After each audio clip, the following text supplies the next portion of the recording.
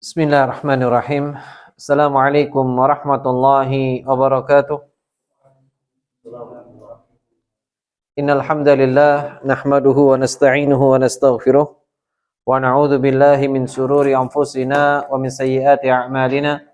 Man yahdihillahu fala mudhillalah wa man yudlil fala hadiyalah. Asyhadu an la ilaha illallah wahdahu la syarikalah wa asyhadu anna Muhammadan 'abduhu wa rasuluh. Allahumma salli ala Muhammad wa ala alihi wa ashabihi wa man sara ala nahji wattaba'a sunnatahu wa salaka tariqahu wa nahaja manhaja ila yaumiddin. Allahumma inna nas'aluka al-ikhlas was-sidqa fi qawli wal amal, la hawla wa la quwata illa billah. Allahumma tahhir a'malana min ar-riya' wa tahhir qulubana min an-nifaq wa tahhir alsinatana min al-kadhib wal ghiba wan namimah.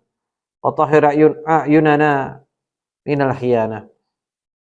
Jamaah sekalian rahimakumullah, ikhwatal iman a'azakumullah. Pertama-tama kita bersyukur atas segala nikmat yang Allah berikan kepada kita. Nikmat untuk bisa tetap hadir di majelis ilmu, dan tidaklah orang yang hadir di majelis ilmu melainkan Allah pingin dia jadi orang baik. Sebagaimana sabda Rasulullah sallallahu alaihi wa alihi wasallam, "May yuridillahu bihi khairan yufaqihu fiddin." Barang siapa yang dikehendaki baik oleh Allah Ta'ala, maka Allah mudahkan dia jalannya barang siapa yang dikehendaki baik oleh Allah Ta'ala, maka Allah berikan dia pemahaman tentang ilmu agama. Maka siapa saja yang dimudahkan untuk hadir di majelis ilmu, maka itu indikator, minimal indikator kita ini, atau siapa saja yang menghadiri majelis ilmu, indikator kalau Allah ingin dia jadi orang baik. Dan sebaliknya, kata para ulama, barang siapa yang tidak dibukakan pintu menghadiri majelis ilmu, pintu belajar agama, maka memang bisa jadi Allah Ta'ala ingin dia bukan jadi orang baik. Waliyadzubillah. Nah, kita lanjutkan kajian kitab kita dari kitab Ta'zimul Ilm atau Khulasah Ta'zimul Ilm, yang ditulis oleh Fadilatul Syekh Saleh bin Abdullah bin Hamad Al-Utsaimin hafizahullah. Dan kita bicara, kitab ini berbicara tentang prinsip-prinsip pengagungan akan ilmu, kaidah-kaidah mengagungkan ilmu, dan kita sudah membahas 7 kaidah. 7 kaidah dari Al-Ma'qidul Awal sampai kita sekarang di malam hari ini insyaallah membahas tema tentang Al-Ma'qidul Tsamin, yaitu simpul atau prinsip pengagungan ilmu yang nomor 8, luzumut ta'anni fi talabihi wa tark al-ajalah. Jadi melazimkan diri dalam belajar ilmu itu dengan tidak tergesa-gesa, meninggalkan ketergesa-gesaan, belajar ilmu secara bertahap, belajar ilmu tidak terburu-buru, dan meninggalkan ketergesa-gesaan. Jamaah sekalian rahimakumullah, ikhwatal iman a'azani Allah wa iyyakum. Ini perkara yang memang harus kita jadikan bahan renungan. Jadi senantiasa belajar ilmu dengan tahapan. Bahasa lainnya ta'anni, yaitu tadarruj. Kita berusaha belajar ilmu ini bertahap. Ini salah satu kita mengagungkan ilmu. Kita dikatakan mengagungkan ilmu itu kalau kita belajarnya itu sesuai dengan tangga-tangga mencari ilmu. Kalau kita ingin mengajarkan ilmu kepada seseorang, maka cocokkan dengan tangga-tangga itu. Nggak mungkin kita mempelajari tentang, misalnya, antum ingin mengajari atau antum ingin menyampaikan ilmu di masyarakat nantinya, kalau seandainya antum terjun di medan dakwah, di masyarakat, di sana masyarakatnya itu adalah orang-orang awam sama sekali. Terus antum bahas tentang kaidah usul fikih yang sangat detail. Pasti apa yang terjadi? Yang terjadi mereka tambah bingung. Contoh, masyarakat awam diajarkan tentang ilmu-ilmu yang memang ilmu-ilmu tentang perbandingan mazhab. Pusing mereka. Nanti rukuk harus begini. Menurut mazhab ini A, B, C, D, E. Bagi orang yang sudah terbiasa dengan hal yang sifatnya itu dengan level keilmuan yang seperti itu, mungkin tidak keberatan. Tapi bagi mereka yang awam itu kesulitan. Terus yang benar sing di sampai itu kok makan sing sembahyang. Tidak ada yang sholat. Kenapa? Karena bingung dengan itu semuanya. Nah, disinilah pentingnya kejelian kita bahwa salah satu di antara kita ini termasuk orang yang mengagungkan ilmu kalau kita luzumut ta'anni fi talabi. Jadi melazimkan diri kita, senantiasa melazimkan diri kita, yaitu bertahap, tidak tergesa, perlahan-lahan dalam belajar, watark, dan meninggalkan al-ajalah, meninggalkan ketergesa-gesaan. Kenapa? Qala Syekhul Musannif, penulis kitab ini Syekh Saleh bin Abdillah bin Hamad Al-Utsaimin mengatakan, inna tahsilal ilmi la yakunu jumlatan wahidatan. Orang yang belajar ilmu itu nggak mungkin langsung ujuk-ujuk itu apa ya? Langsung kemudian menguasai semuanya. Langsung menguasai semuanya dalam sekali waktu. Kun fayakun langsung pintar semuanya. Nggak mungkin. Semuanya bertahap. Iya pada. Antum dulu belajar ilmu umum aja bertahap apa enggak? Mulai dari SD ilmunya segitu, matematikanya. Nanti SMP beda lagi. Nanti SMA beda lagi. Nanti kemudian kuliah beda lagi. Seperti itulah kira-kira. Sama. Dalam bidang ilmu agama juga sama. Nggak mungkin orang itu bisa mendapatkan ilmu dalam keadaan apa? Dalam keadaan sekali jadi. Langsung dia mendapatkan ilmu dalam satu waktu. Ini jamaah rahimakumullah. Kenapa? Idil qalbu yad'afu atau yad'ufu an dzalik. Kenapa? Hati kita ini lemah, enggak mungkin bisa memahami ilmu dengan cara begitu. Tidak mungkin. Wa inna lil ilmi fihi thiqalan ka thiqalil hajar fi yadi hamili. Karena ilmu itu semisal apa? Seperti ilmu itu cukup berat, sesuatu yang bukan sesuatu yang ringan, sesuatu yang berat. Sebagaimana beratnya beratnya batu yang dipegang di tangan. Batu itu kalau kita megang cuma 1 menit mungkin nggak begitu berat. Tapi kalau seandainya sudah 2 jam kita pegang, kemeng apa enggak? Berat. Seperti itulah ilmu. Jamaah rahimakumullah. Maka batu yang dipegang oleh seseorang itu awalnya tidak terasa. Tapi meskipun cuma batu kecil dipegang gini, 2 jam begini ya kemeng akhirnya. Berat, lama-lama dia akan terasa berat. Seperti itulah ilmu kira-kira. Seperti itulah ilmu. Karena itu, jamaah rahimakumullah, sesuatu yang berat ini jangan dipersulit dengan kita menyampaikannya dengan metodologi dengan cara yang berat. Mengajarkan ilmu kepada anak-anak itu berbeda dengan mengajarkan ilmu kepada anak yang sudah dewasa seperti antum. Mengajarkan kepada orang sepuh juga beda lagi. Tidak mungkin disamakan. Tidak mungkin disamakan. Sehingga disinilah pentingnya seorang pelajar, seorang menuntut ilmu itu faham tentang hakikat ini. Hendaknya dia betul-betul faham bahwa ternyata menuntut ilmu itu tidak bisa langsung dalam sekali majelis. Orang ingin belajar bahasa Arab langsung 1 hari pintar mahir, nggak mungkin. Butuh waktu, minimal 6 bulan, 1 tahun. Atau kalau misalkan ingin mendalam lagi bisa jadi lebih dari itu. Nah, sebagaimana firman Allah Ta'ala di dalam Al-Quran, Inna sanulki alaika qawlan thaqila. Coba perhatikan, ikhwan fillah azani Allah ayakum. Allah Ta'ala berfirman tentang beratnya ilmu agama ini. Coba lihat, ini hal yang sangat luar biasa. Inna sanulki alaika qawlan thaqila. Ini dalilnya. Dalil menunjukkan bahwa ilmu itu berat. Ilmu itu sangat-sangat luar biasa beratnya. Sangat luar biasa beratnya. Sebagaimana disebutkan ayat Al-Quran, Allah Ta'ala akan turunkan Quran ini, itu Rasulullah dikasih tahu oleh Allah Ta'ala. Wahai Muhammad, wahai kekasihku, wahai Rasulullah SAW, Inna sanulki alaika qawlan thaqila. Saya akan mengajarkan kepadamu, memberikan amanah besar kepadamu, qawlan thaqila, sesuatu yang berat. Ulama tafsir mengatakan ini adalah Al-Quran. Gunung aja pecah. Iya apa enggak? Itu Al-Quran, saking beratnya. Wa idza kana wasful Qur'ana muyassir kama qala ta'ala wa laqad yassarnal Qur'ana lidzikri fama dhannu bighairihi minal ulum. Nah, penulis kitab ini menjelaskan bagaimana mungkin kalau Quran yang Allah sudah pastikan gampangnya dipelajari, mudahnya untuk dihafal, itu saja masih disifati dengan sesuatu yang berat. Bisa dipahami ya? Saya ulang ya. Quran saja yang Allah sudah sifati wa laqad yassarnal Qur'ana lidzikri. Quran itu sangat mudah untuk dihafal, untuk dipelajari dan seterusnya. Al-Quran dengan sifat dan kemudahannya saja itu masih kemudian diberikan sifat yang lain oleh Allah Ta'ala. Inna sanulki alaika qawlan thaqila, sesuatu yang berat. Sesuatu yang berat. Bagaimana dengan ilmu yang selain Quran? Pasti lebih berat lagi. Bisa ditangkap nggak poinnya? Nyambung ya? Akhi, nyambung ya? Hah? Nyambung nggak ini? Berat ya? Qawlan thaqila.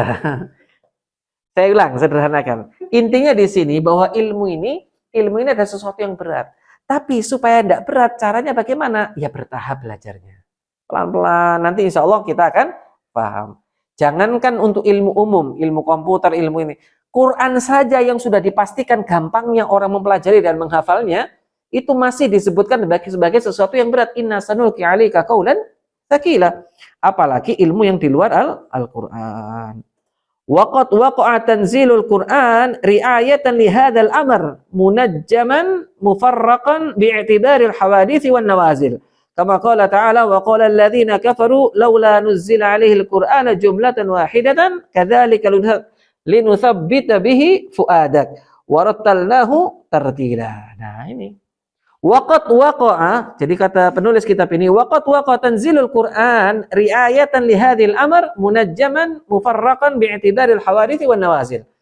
Quran saja yang Allah mudahkan untuk menghafalnya, mudahkan untuk mempelajarinya. Itu saja masih, itulah kenapa Quran yang berat kata Allah Ta'ala.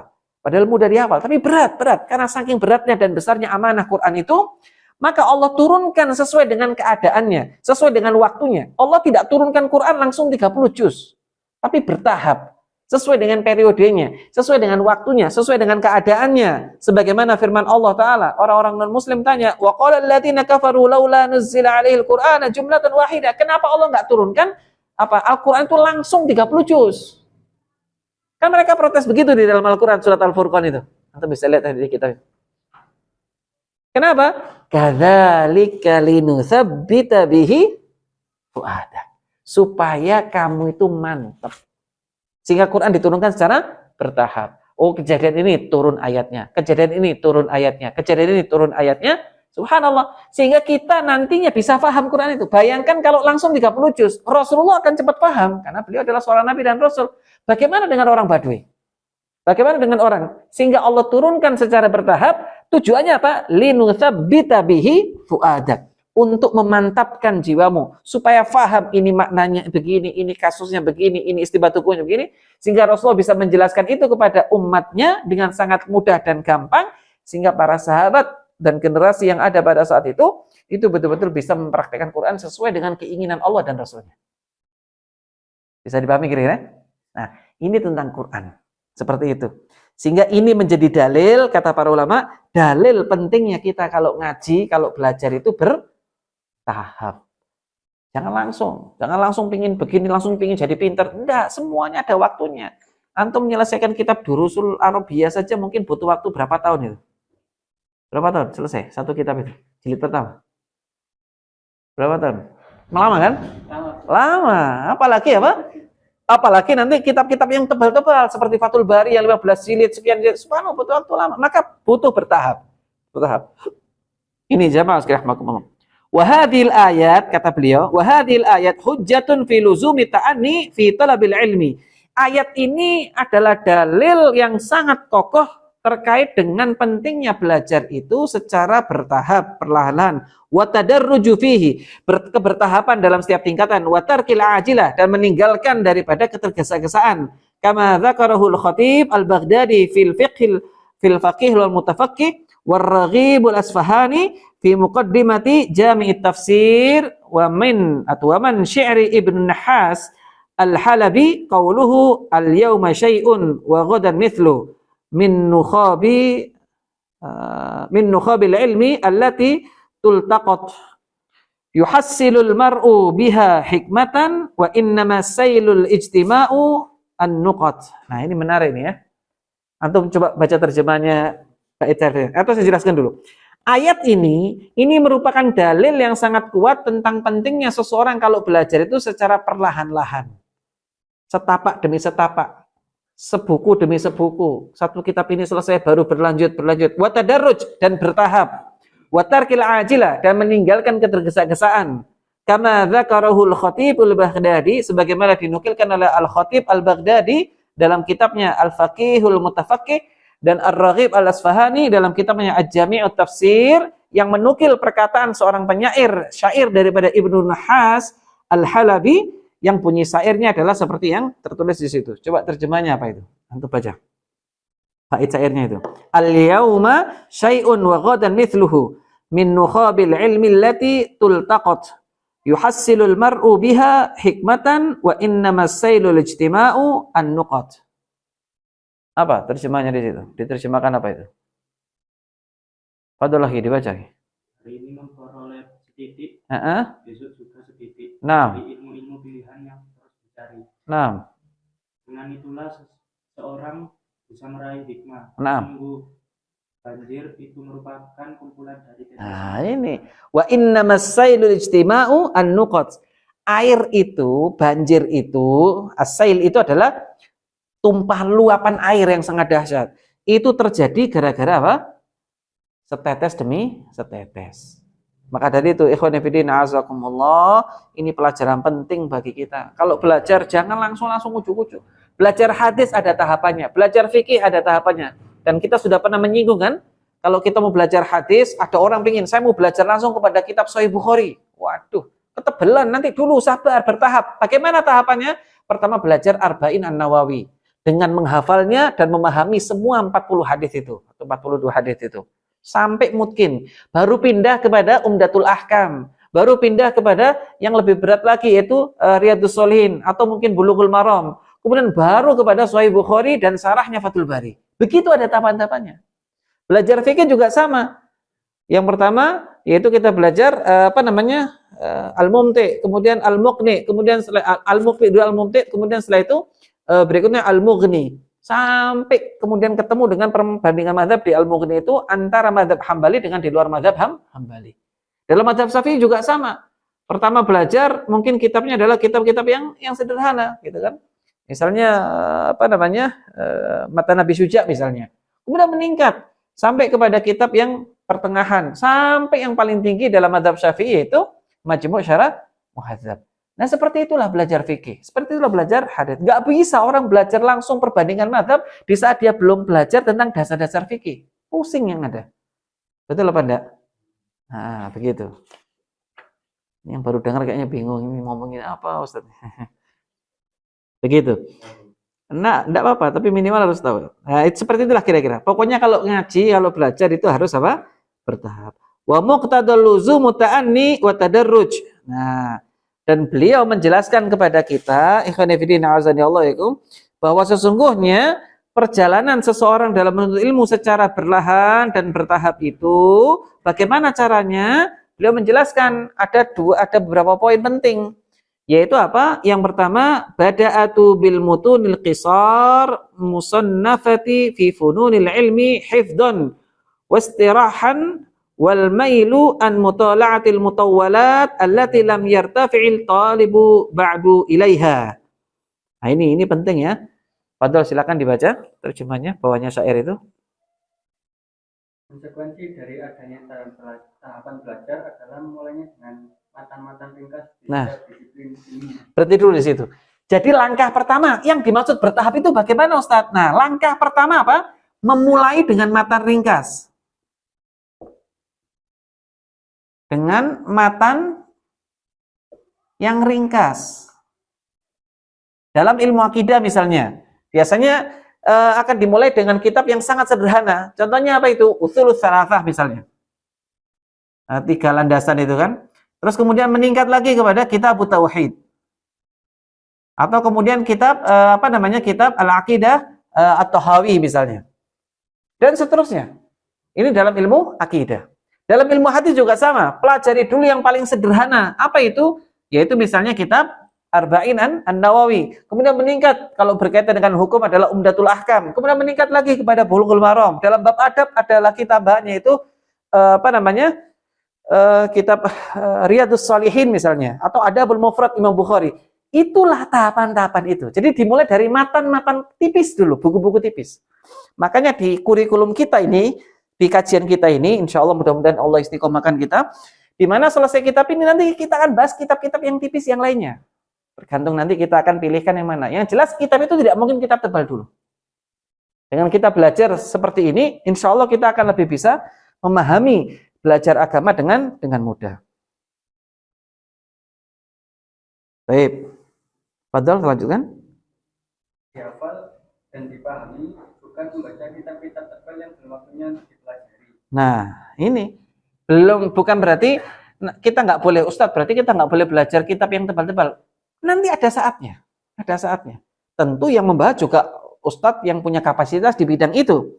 Nah, adapun untuk dasar-dasarnya, nah itu nanti kita akan sampaikan. Kita akan coba ajarkan. Assalamualaikum. Nah, kemudian wa man ta'arrada lin-nadhari fil mutawwalat faqad yanji ala dini wa tajawuzu al-i'tidali fil ilmi rubbama adda ila tad'i wa min bada'il hikam qawlu Abdul Karim Ar-Rafa'i ahadi syuyukhil ilmi bi Damask Asy-Syam fi qarnil madi ta'amul kibar summus sighar. Ini menarik nih kalimatnya. Fadhol, silakan dibaca. Barang siapa mengkaji kitab-kitab besar sebelum waktunya, bisa jadi ia membahayakan agamanya. Nah, orang kalau belajar permasalahan agama yang kompleks, yang besar, yang rumit, padahal tahapannya belum sampai sana, apa yang terjadi? Tambah ngerusak agama. Agamanya rusak, tambah bingung sendiri. Betapa banyak orang yang tidak kuat fondasi akidahnya, lalu kemudian belajar tentang ilmu-ilmu yang nyeleneh-nyeleneh, yang terjadi apa? Ujung-ujungnya tidak sholat. Pernah jumpai orang kayak gitu? Saya pernah jumpai. Diajak sholat tidak mau. Kenapa? Wah, pandangannya luar biasa. Jadi luar biasa. Nggak mau sholat. Nggak mau sholat. Dengan alasan macam-macam. Salah satu alasan yang disampaikan, kita ini najis semuanya. Kaget saya bilang najis. Gimana ceritanya? Iya. Apa yang di perut Anda itu adalah kotoran. Bagaimana mungkin sholat musah kalau masih ada kotorannya? Bayangkan coba. Sampai seperti itu kenapa? Fondasi akidahnya tidak beres gitu. Fondasi imaniyahnya tidak beres, bahwa ini ada kesalahan dalam pembelajaran imaniyahnya. Nah, itu yang terjadi. Maka itu akan membahayakan agamanya. Kemudian Fadol, ini kata-kata indah ini, wa tajawuzu, Fadol. Jika telah melanggar aturan yang benar dalam belajar, Nah, dan bisa berakibat pada hilangnya ilmu. nah, jadi bisa berakibat pada hilangnya ilmu. Orang yang belum belajar sesuatu yang belum saatnya, itu yang terjadi bukan malah tambah ngerti, tambah bingung, tambah mengacaukan. Apalagi kalau dia sudah nggak paham menyampaikan ke orang lain, tambah bikin kacau. Tambah bikin kacau. Fadol, silakan. Lanjutannya itu. Sebuah mutiara ungkapan bijak disampaikan Abdul Karim Al-Rifai. Nah, ini menarik nih. Sebuah ungkapan bijak yang disampaikan oleh Syekh Abdul Karim Ar-Rafa'i. Fadol, Ar-Rifai. Seorang ulama di Damaskus di abad lampau mengatakan makanan orang dewasa adalah racun bagi bayi. Makanan orang dewasa adalah racun bagi bayi. Maksudnya apa? Apa yang sehat untuk kita belum tentu untuk bayi itu cocok. Kenapa? Contoh, antum bayi, antum kasih soto, antum kasih krengsengan, ya kacau ya, akhi. Iya apa enggak? Dikasih apa namanya? Dikasih krengsengan, mbek gule, terus dikasih martabak, ya apa? Kira-kira ya apa? Bayi dikasih itu ya apa? Zen apa enggak yukulan ini? Makanannya zen enggak? Zen apa enggak? Antum kalau dikasih itu mau enggak? Mau. Nah, insya Allah disiapkan nanti sama Ustadz nanti. Jadi jamaah sekalian rahmatullah, ikhwatal iman azani Allah yakum, itu ta'amul kibar summus sighar. Makanan untuk orang dewasa itu bisa jadi racun untuk kita menyehatkan, untuk kita menyenangkan, untuk kita senang dengan menu-menu itu. Tapi kalau buat anak kecil itu apa? Jadi racun. Kenapa jadi racun? Belum saatnya dia makan itu. Paham kira-kira? Paham kira? Sebelum saatnya. Seperti itulah dengan ilmu. Ilmu kalau belum saatnya diberikan kepada orang di fase yang belum tepat, apa yang terjadi? Nggak ada manfaatnya. Tidak ada manfaatnya. Malah justru akan membahayakan orang tersebut. Itulah ikhwan fillah a'azakumullah, di antara pelajaran yang bisa kita ambil dalam Al-Ma'qidu Tsamin, prinsip simpul yang nomor 8, yaitu luzumu ta'ani fi talabihi wa tarkil ajilah. Yaitu melazimkan diri dengan ketika belajar itu dengan perlahan-lahan, setapak demi setapak, wa tarkil ajilah, dan meninggalkan ketergesa-gesaan. Tadarruj, ada kebertahapan yang dicari. Orang kalau belajar itu bertahap, sabar, insya Allah dapat. Tapi kalau orang maksakan diri sebelum waktunya, justru nggak dapat. Makanya dalam bahasa Arab itu ada bait syair luar biasa.